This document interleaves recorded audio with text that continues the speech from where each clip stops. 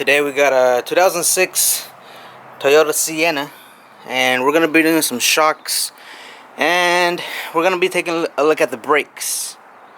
This guy says that when he's trying to stop, it takes a while for him to stop. So right now I'm gonna be doing the rear shocks right there. All right, and we're gonna take a look at the back brakes. When I do the front struts, I'll be taking a look at the front brakes.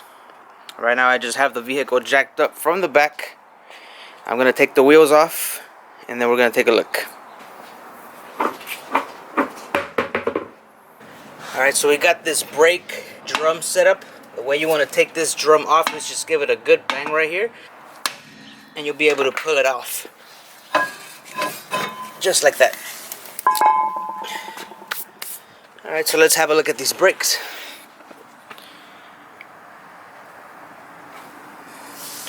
You want to go ahead and look for any uneven wear here in the shoes. These are actually brake shoes, not brake pads, in case you didn't know. Alright, so you want to look for cracks along the brake shoes, any uneven wear. You want to look for any signs of leakage around your wheel cylinders. And everything looks good up in here. I think what we're gonna do here is we're just gonna clean these brakes with some brake cleaner, and then we're just gonna adjust them using this star wheel right here. We'll give it like 10 clicks to bring the brake shoes out. So when you step on the brakes, the wheel cylinders right here push out on the brake shoes. The brake shoes squeeze out against the brake drum, and that is what stops your truck, your vehicle. So right now the brake shoes can use a little bit more adjustment. Alright, so I'm gonna put a pan under here. I'm gonna use some brake cleaner. We're gonna clean that up, and then we're gonna adjust them. Alright, so I got myself a pan right here. I'm gonna use this brake cleaner. This is just from O'Reilly's, I believe. It's just your basic brake cleaner. You can use water and soap if you don't have any brake cleaner. You don't want to spend any money. You can just simply use water if you want. But I'm going to be using this because I got it. And we're just going to clean them. And then we're going to give it a couple clicks. And we're going to check our fit, make sure everything is feels good.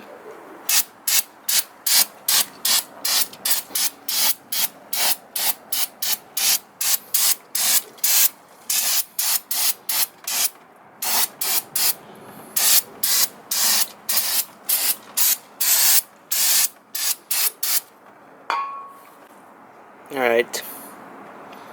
So the reason you want to clean this, all the brake dust that builds up in here stays inside the drums, and that brake dust rises inside here, and that it'll give you brake noise.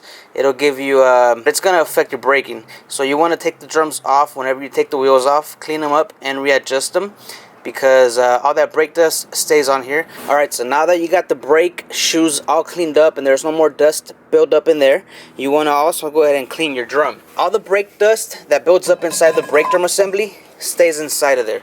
So I'm just going to put my drum on the studs, and I'm going to spray it down with some brake cleaner. Now if you don't have any brake cleaner, you can just use soap and water, or just use water. But you want to make sure that you have something under there to catch it. You don't want this to fall on the floor, especially if you have concrete like mine. Just make sure you have something under there to catch all the brake dust, all the grease, whatever's going to be falling on the floor. Alright, so now that we have the brake drum all cleaned up, you can try to put it on there and get a feel for the brakes. I don't even think I have to adjust the brakes. So I'm going to go ahead and leave them like that. What you want to do is spin the brakes, and if the brake drum keeps spinning and spinning and spinning, then you want to go ahead and give this a couple clicks. I'm going to give that a couple clicks just to show you how it's done, but this one doesn't need a lot. Maybe 1 or 2 clicks, maybe 3. So let me go ahead and give it a couple clicks, give that a little adjustment, and then we'll put this shit back together. Alright, so all I'm going to be using for this is this long head flathead screwdriver.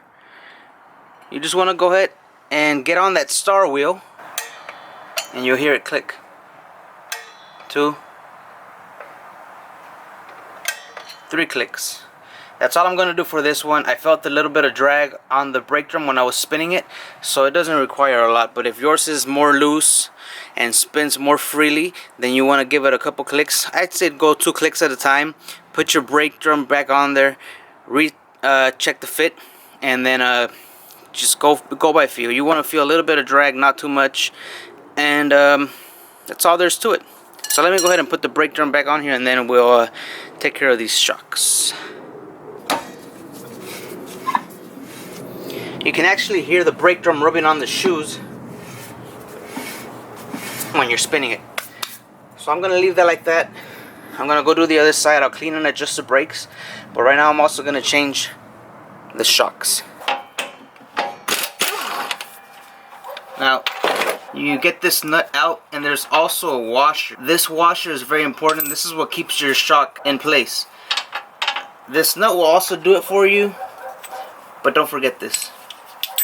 So you can just hit it out of there, but there's also a nut on top that we got to get to, and I'll show you guys how to get to that nut right now.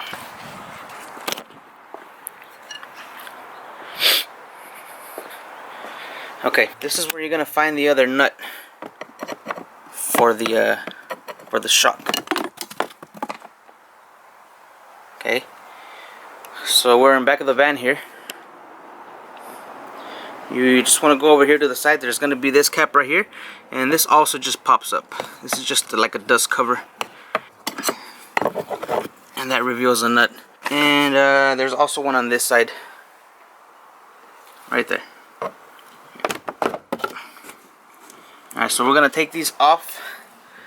There's nothing to it, just 2 nuts, and the shocks are done. You can actually see that this shock is leaking. I don't know if that shows up well on video, but you can see the dry spot on the bottom, and then over here you can see the moisture. That's from the hydraulic fluid that's coming out of the shock. So maybe once it's out we can compress it, and if it doesn't decompress, then that'll show you how it'll show you what it looks like. Also, one thing I found on this side, I don't know if you can see it on video, I can't see it on my little screen, but the brake shoe's cracked. So this is gonna give you noise. It's gonna cause the brakes to lock up. What are you doing? Okay. Now this guy didn't bring me the brakes, so we're not gonna change them today. But I already cleaned them and I adjusted them. When I cleaned them, that's when I saw the crack. Okay. I'm gonna let this guy know about his brakes. He's gonna have to get them done later. But for now, I'm just gonna take off the shock and change it with another one. So I'm just gonna take off this top nut. Now before I take it all the way off, I'm gonna go on the bottom and I'm gonna support the chingadera. I'm gonna put a jack under there and I'm gonna support it so that whole shit doesn't just hit the floor.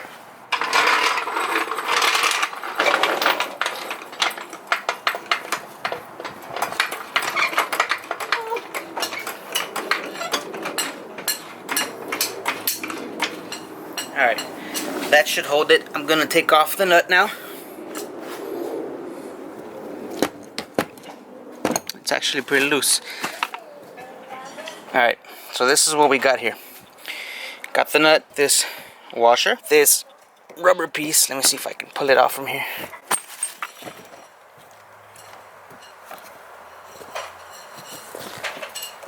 Come on. There it is. It's coming. It's coming. Okay, you want to make sure you put this back and put it back in the right order if it doesn't come with new ones, but you got to make sure you put it in the right order. Okay, you want this rubber against this metal, and then you want this rubber against this washer, this metal washer. Then you want the nut at the end. Now this nut, if you look inside, if I can get it to focus, there's like some rubber, and it's also not perfectly round, so this nut locks itself onto the shock so that it won't come off. Sorry, washer and a nut. That's it. Once that nut is out and the top nut is off, then we can just come here and pull this down.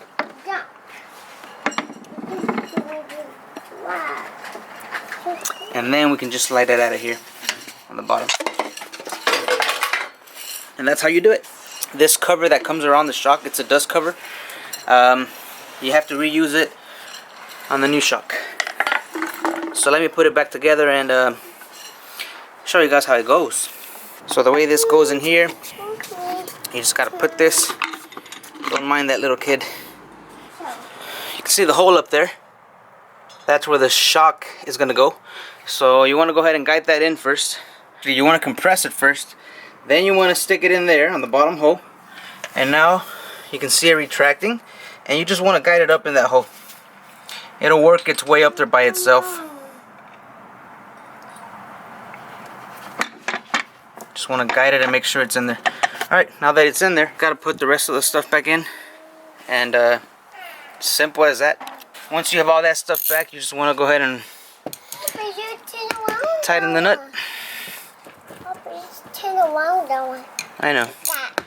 Alright, so I don't know if you can see this, but when I'm turning the nut, the shock is also turning. You can see the little hex turning. So what I'm going to do is I'm going to use this little setup that I have, which is just a 6mm hex, and I'm going to use this little ratchet, this little wrench to hold the hex while I turn and tighten this nut. So let me show you. So this is a little setup that I have. Since I can't put if I put the socket up in here, I can't put a ratchet on there to hold this because it's too long. So what I did was I found a 1/4-inch wrench. I'm putting it into my hex just like that to hold it, and then I'm gonna stick this up in here, and I'm gonna use this handle to hold the shock in place while I tighten this lock nut. So this is what it looks like. See if you guys can see that. So now I'm holding the shock, and I can turn my ratchet wrench to tighten that up. Sometimes you gotta improvise. There it is. There it is. This little setup works, and that's tight. So you can see, I'd say about 2 to 3 threads of the shock sticking up, and the same thing on this side. So that's tight. Now I gotta go back on the bottom. This washer goes in first. That's it. I know there's nothing too exciting here, but I just want to show you guys what I was working with. And this is extra money in my pocket doing side jobs. Just an extra source of income, you know what I'm saying? That and Poppy, yes. say boo. Poppy, Yes. say boo. Boo. The wow circle. Oh, in a circle? Yeah, I'm going around circle. Okay. See you later. Later. Bye. Bye. I'm going around circle.